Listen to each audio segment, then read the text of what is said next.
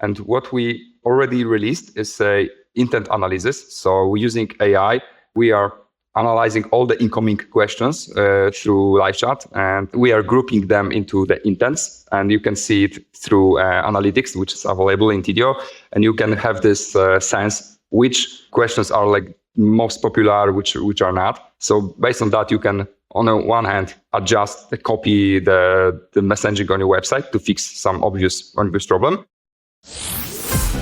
You're listening to E-commerce Fastlane, the podcast show to help you build, manage, grow, and scale a successful and thriving company, powered by Shopify. Listen to real conversations with partners and subject matter experts as they share proven practical strategies, platforms, and the best Shopify apps to help you accelerate your business. The time is now for you to improve efficiencies, grow revenue, profit, and lifetime customer loyalty. Please welcome your host, startup founder, and strategic advisor, Steve Hutt. Today's show is sponsored by UPS Capital, the creators of the InsureShield app for Shopify. Now, like all entrepreneurs and marketers, you work hard for your company's reputation, but quite often there are shipping setbacks that are really outside of your control. Like think about porch piracy or packages that are damaged in transit. And shipping really has become a critical part of the customer experience, and it's essential to protect against these sorts of risks. InsureShield shipping insurance, which is powered by UPS Capital, is the exact solution that provides full coverage to Shopify brands, no matter the carrier. So if you ship with UPS, FedEx, or USPS, these shipments are fully covered. And the distinction here is that it's not carrier liability insurance, but it's rather shipping insurance. And InsureShield offers that sort of peace of mind that your business can recover from, I call it the inevitable shipping issues that happen on a daily basis. And the great thing is that they have an easy to use portal for fast claim payments, and you get the full value of the goods plus the transportation fees. So that's great. It's all bundled together. They even have a brand new feature called the Consumer Elected, and it can even be further personalized for your exact business needs. How it works is consumers can elect to cover their purchases at checkout, and the merchants can then make a custom rule to cover the cost if the consumer passes on that insurance offer. So if an issue happens, UPS Capital helps take the pain out of the claims with online submission and easy visibility. Now, the InsureShield app is available now in the Shopify App Store, or you can visit them at upscapital.com/Shopify app for more information on all the available coverage options. As a reminder, InsureShield shipping insurance is offered through UPS Capital Insurance, Inc., and they are a licensed agent. Hey there, it's Steve Hutt here, Success Manager from Shopify, and welcome back to the 6th season of E-commerce Fastlane. I know there's plenty of podcast choices in e-commerce, both the operations and the marketing side of the business, but just the fact they're here today means the world to me, and I know it does for my featured guest. And new episodes are released twice weekly, and they're available from all your favorite podcast apps through Apple and Spotify and Google. We're also publishing now on Amazon Music and on YouTube. So if you check out or consume your podcast over there, you might want to go to those platforms and check it out. In today's episode, my guest is Marcin Stoll, who's the Chief Product Officer of a company called Tidio, and it's spelled Tidio. And what they are is they're a top-rated customer service platform that really helps both the small and the mid-market Shopify businesses really to grow their sales through excellent customer service. This is sure to be an excellent conversation about how you can provide excellent customer service, and I'd say even maybe turn these passive visitors that are on your site into active buyers for your brand. So it's very important. There's lots of traffic coming to a lot of websites, unknown site traffic. It's like, what are we doing to engage with these people and help push them over the edge a bit about the products and services you may have for sale? So hi, Marcin. Welcome to E-commerce Fastlane. Hi, Steve. Thanks for having me. Excited about the conversation. Absolutely. It's interesting. I thank you for hustling and doing the late night recording. You being overseas, me being here in Vancouver in British Columbia, our time zones are completely off. I appreciate the evening hustle to make all this work today. You really do have a phenomenal piece of software that you guys have been building for years. This came on my radar recently. One of my merchants is actually using your platform. I just thought it was quite interesting. I said, you know what? They are cross-functional and cross-domain in many different areas, many CMSs, including WordPress and others, but you have a very very unique Shopify integration and a Shopify app. I said, no, I have to have Tidio on to discuss why it is that people need to have chat and the proactiveness that's built into your platform. So let's talk on a high level first. Some people say, live chat, I've heard of it, or it's built into my CRM and I'm using it or not, but that you're unique in the market. So I'd like to understand that a little more and some of the problems that you're solving for Shopify today. Yeah, that's a good question, because the market can be seen as crowded because there is like plenty of live chat solutions. But for us, since the early times, our goal was to provide an easy way for business to communicate with their customers. And we were focused on from the very beginning on nano entrepreneurs, let's put it this way. And the live chat was our first mainstream product. And live chat is probably like the most convenient way to communicate, because let's agree, like nowadays, no one has the time to hang on a phone and write an emails, because it's, it's for sure a worse experience. But going back to your question, where we are focused and what's going on with Shopify brands. So I like to think about the product development, that we are focused on main two areas, and we internally call it jobs to be done. So first one is for sure providing excellent customer support for the brands. But this is kind of obvious. But another thing I like to think of is to creating and leveraging those sales opportunities. Because even if you go to the Shopify App Store and look for the reviews we are gathering from Shopify merchant, you will see that very often they claim that when they installed the live chat for the very first time, they start to having conversations. And those conversations very often leads to sales.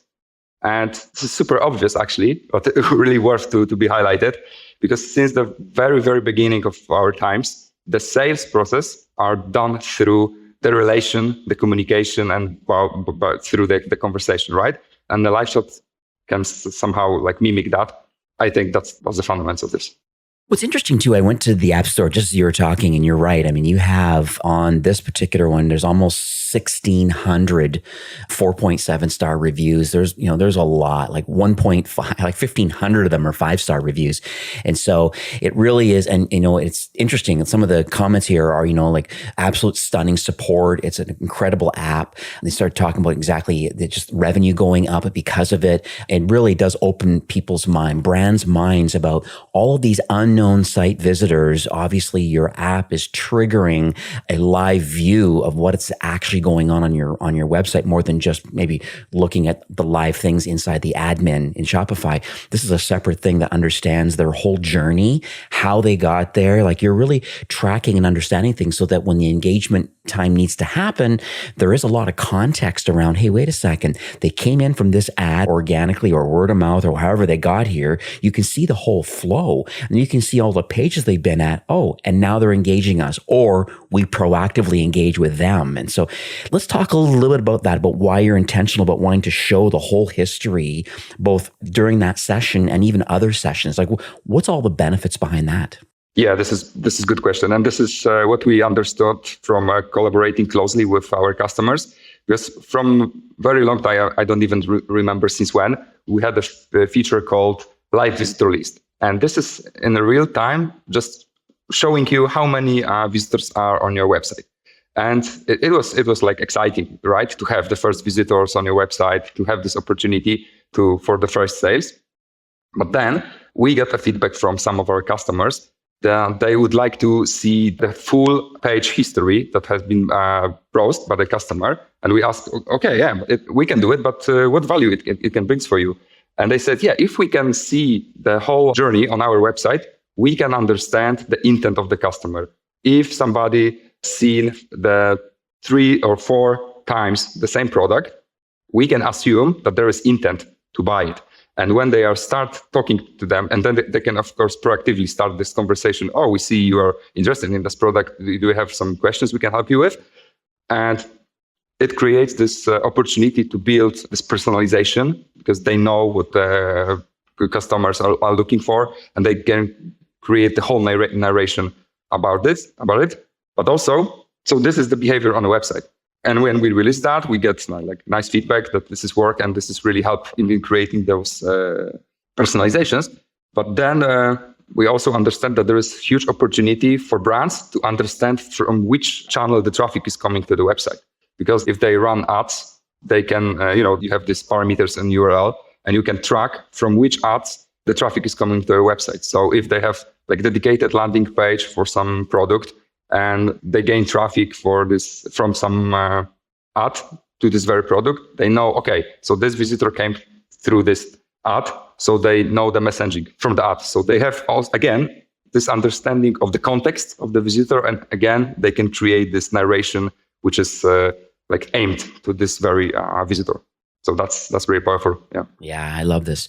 It's so amazing. Yeah, it's so amazing to see that. And I think that's the thing, like it's taking action. I'd even call it like zero party or first party data, because it's something you actually get to see these live interactions on the site. And then you're right, proactively decide after multiple visits of a certain product that maybe there's some interest or wonder what the blockers are as to why they're not converting.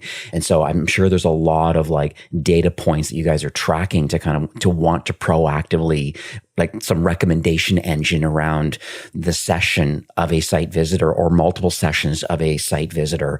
What's another side question that I might want to ask is that let's suppose, like we hear this a lot where, a site visitor will come to a website and let's say you have a 2% conversion rate. So 98% don't convert. And also a lot of those are still unknown site visitors also, I might add. So meaning that they've not opted into anything. So there's no discoverable, there's no way of remarketing these people other than what Google and Meta are doing, but you can't directly remarket these people. So I guess my question to you is like how does Tidio fit into the equation where, hey, 2% conversion, 98 of 100 people left, most are unknown, but if they come back again, do you realize them as the same customer? Is there some kind of a session or a unique identifier that says, hey, this is their third visit? And we don't necessarily know exclusively who they are, but we know they've been here for the third time. Like, I'm curious on that. Yes, definitely. And this is very popular use case. And we are using a local storage to recognize that the visit is like the third or fourth time. So as you said, we don't need to know the full name or the person who is there, but we know that the person comes back to the website. And you can create like scoring based on that. So for example, if somebody returns for a website for the second time, so we can increase score by 1 point. If they come back for the third time on the website or for particular product, you can also increase this scoring by 2 or 3 points. And then when the scoring reach, let's say 5 points, you can trigger a chatbot, which will personalize the messaging and will say something like, oh, I see you are browsing this product for the 6th time. Did you know that we today have a free delivery or stuff like that, right? So this can help you in optimizing this sales funnel, increasing the conversion.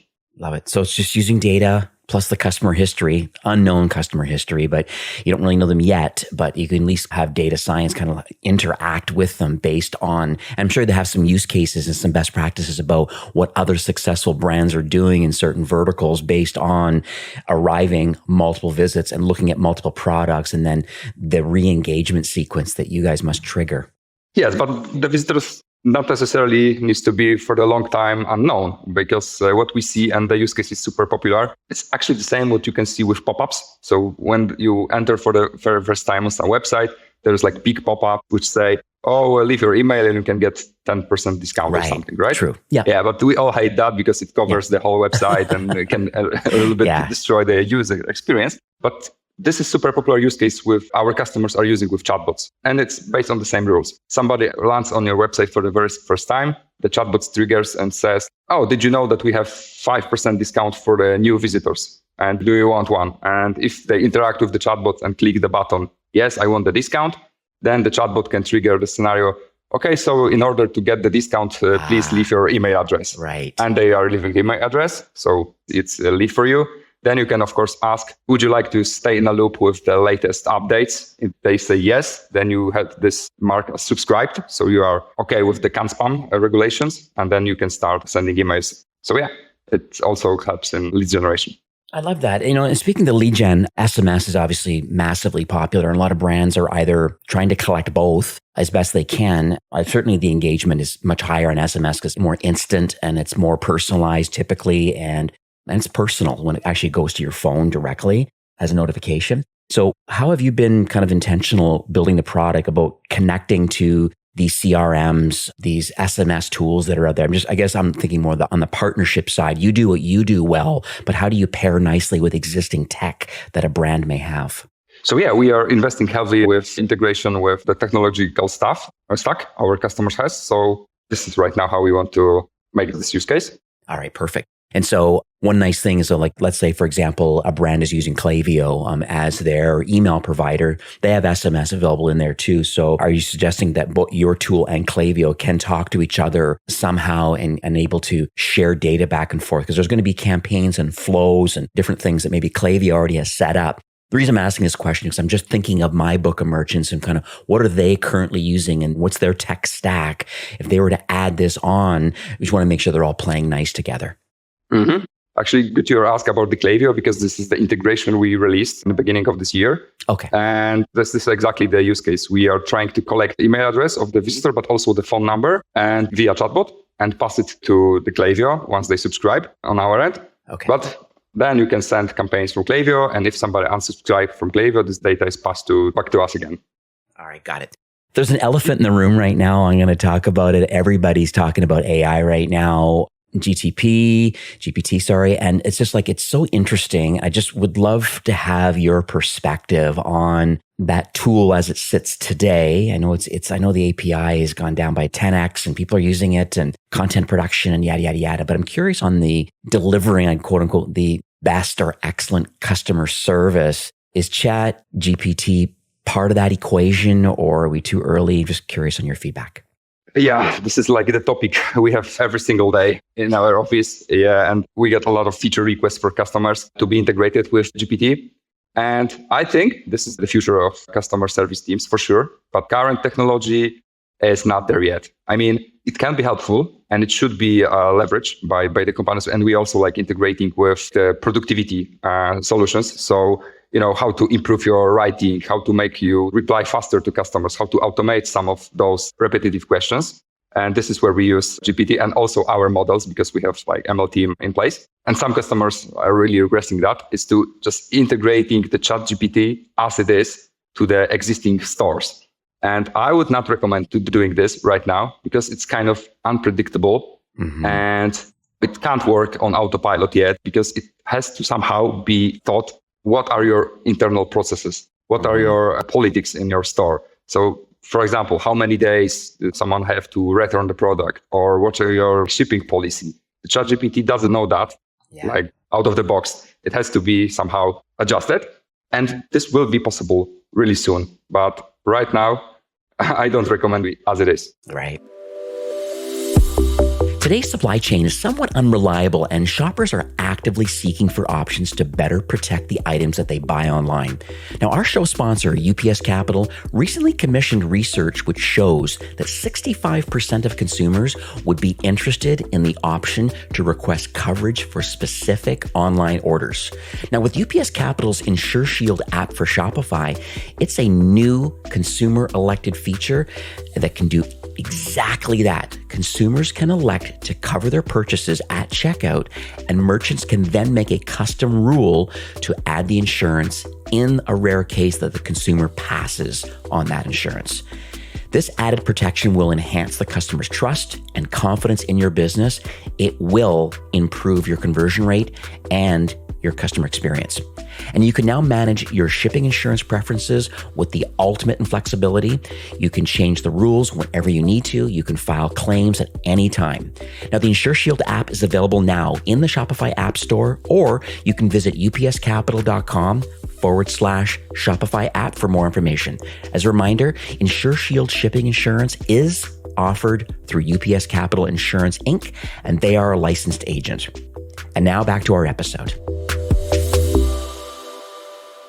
I think one advantage, maybe on a separate note, outside of the chat solution that you offer, is more for content production and creating kind of content briefs, like just doing keyword research, understanding where your brand fits in organic search, understanding the low-hanging fruit. Are there certain keywords that are important to my business, and where am I? I'm on page 2, page 3. Well, what pieces of content have I produced that gets me on page 2, page 3, which call it zero traffic? And I think this is where some AI tools can come into the equation about helping create content briefs and saying, hey, we need to write more content around these keywords. But the first thing is to figure out what they are. And that's what these chat tools or these like ChatGTP and others can do. There's content at scale. There is Surfer SEOs, a few tools out there that can certainly help them from the content production side. So it's quite interesting. Oh, yes.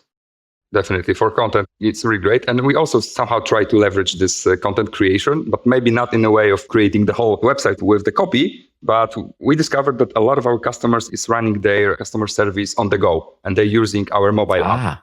And replying on the mobile app is not as convenient as using your keyboard on your computer. And we recently released a feature. We call it AI Response Assistant. This is using the latest GPT model, and it works this way. So, for example, customers can ask you, is my order shipped already? And you can say, yes, it's shipped, and click this icon of AI Assistant, and it will adjust the messaging to sound professional in a kind way. Like, hello, thank you for your question. Yes, we would like to tell you that the order has been already shipped, and can we help you more? And this is really helpful on the go, right? When you're standing on the queue somewhere and just quickly replying on the phone and adjusting the messaging with AI. So yeah, that's a good use case. Love it. That's really good. Looks like it's adding a lot of soft skills to the reply without having to type it all. So that's perfect.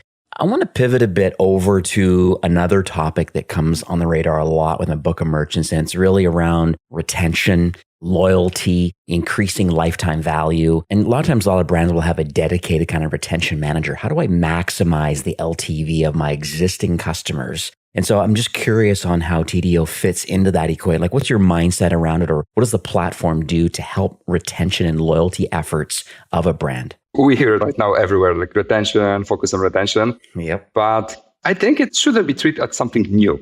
Actually, the acquisition, the conversion, retention, CAC, LTV, the returning customers ratio, it's all in place for a very long time. Yeah. But I think it's the price of retention nowadays, because we have a little bit turn in economic.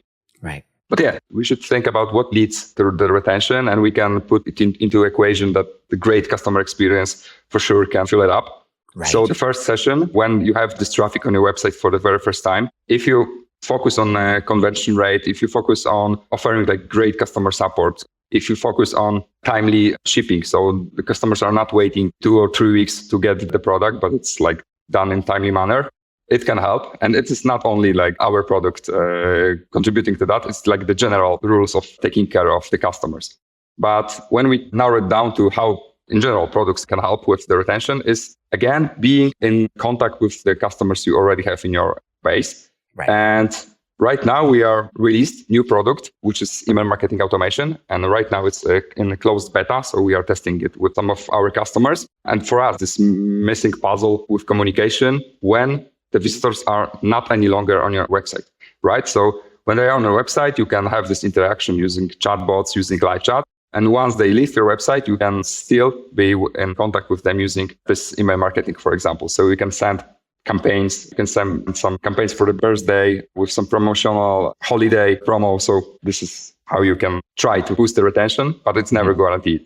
Yeah. And then once again, it comes back down to the same kind of data that you're tracking through. You'll understand when visitors do come back to the site, however they got there, like proactively, you've used your contact list, trying to re-engage people with a sequence, like, different kind of tactics you just mentioned. They eventually come back. Then your software has or understands that particular journey, the intent or the behavior or the channels, whatever it is, you're understanding a lot of that. And then these triggers can happen. Is, hey, they've already made a first purchase. Why? Because we know. And then we know that they're also looking at these now. Or you talk about this RFM, this recency frequency monetization, this RFM strategy around, well, how do we, I think that's probably kind of what you're building right now, understanding the first party data and saying, well, how do we re-engage those people, or how do we nudge them along this segment of customer? And they've shown up on the website. Now what do we do? So it's so interesting what you're building. So this is really cool.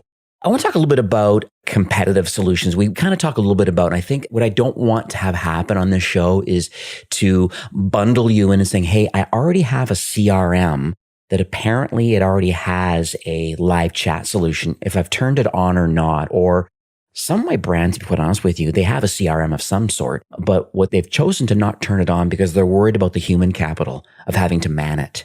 I think that's a challenge for some brands where we want to offer incredible customer experience.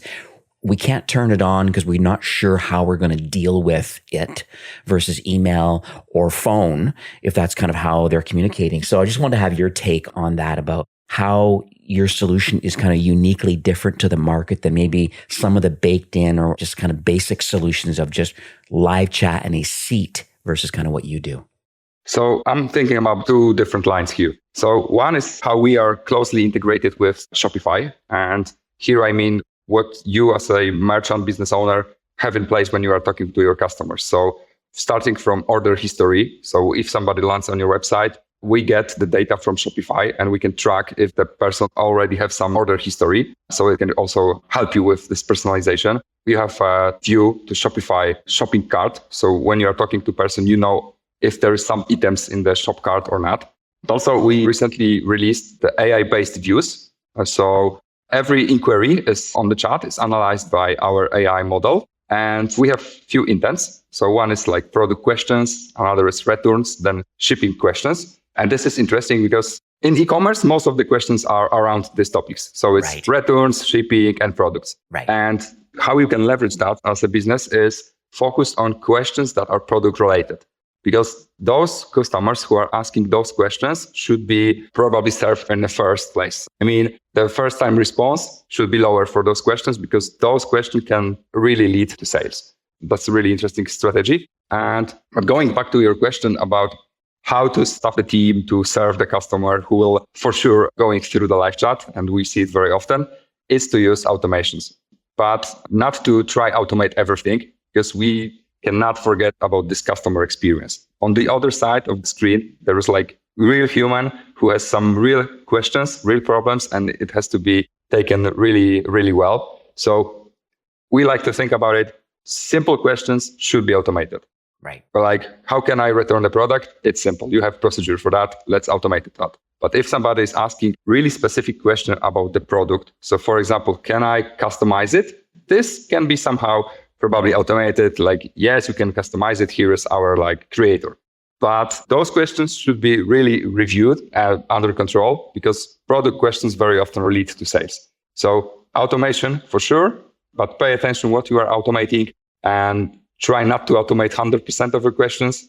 Focus on those which are repetitive and those which are about sales. Try to be there for the customers and create this personalized experience.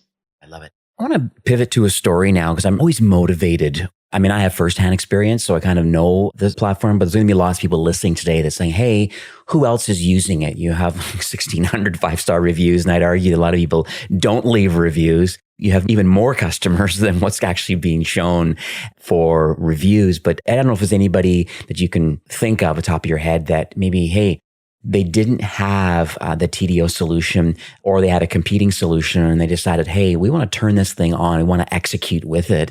And then maybe we can talk about why they turned it on and then the onboarding process, like how quick was it? What do they have to do? And then if there's any kind of results that you can kind of share publicly, that would be great. Yeah, so I'm thinking about like the recent implementation of Tidio with our customer. They are called Ad Hoc Atelier. Okay. And they are the fashion e-commerce business from Italy. Okay. And this is the team of 5 people, if I remember correctly. And what they do, they are selling good quality handmade products with some customization. So, for example, you can have own logo or custom initials on the product. I see. And and this is good quality. So it creates some questions, right?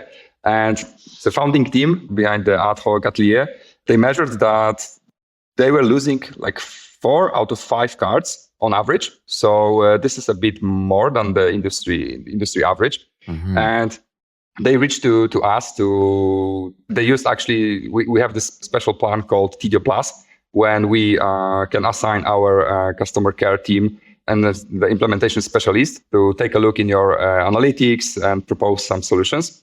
And they discovered that the biggest drop is actually because of these customizations, because some of the customers didn't exactly know how it works, how they can prepare the prototype, for example, or the design for these customizations. So what we did, we introduced a few of our chatbot templates, one for cart abandonment and another one for engagement. So we use this strategy. When somebody's checking out the product and spending some time on it, we proactively are firing the question like, do you need some help with customization? And this very often was leading to the conversation with real agent. And it helps them to reduce actually this abandonment ratio from this 80-something% to 70-ish. So yeah, quite nice improvement. Yeah. All right. Another question I have is about the future of the product. I mean, I know you dabbled on a few things already, but are you able to talk about maybe like the public roadmap for the rest of 23 and beyond? I'm just curious about partner alignment or innovation. And we talked a little bit about AI and things like that and partnerships and things, but just curious overall, if you can kind of summarize how you're going to continue to evolve the platform over the next few years. Yeah, sure. I can share something. So our goal is not to just be customer service tool. We want to be a customer experience tool. So be on every touch point where the customers can reach the brand. So it's not only on the website, but also like social media. And we are already integrated with Facebook Messenger and Instagram. And now on our roadmap is integration with WhatsApp. So it's also like highly requested by our customers. So that can be like in the near future available for our customers.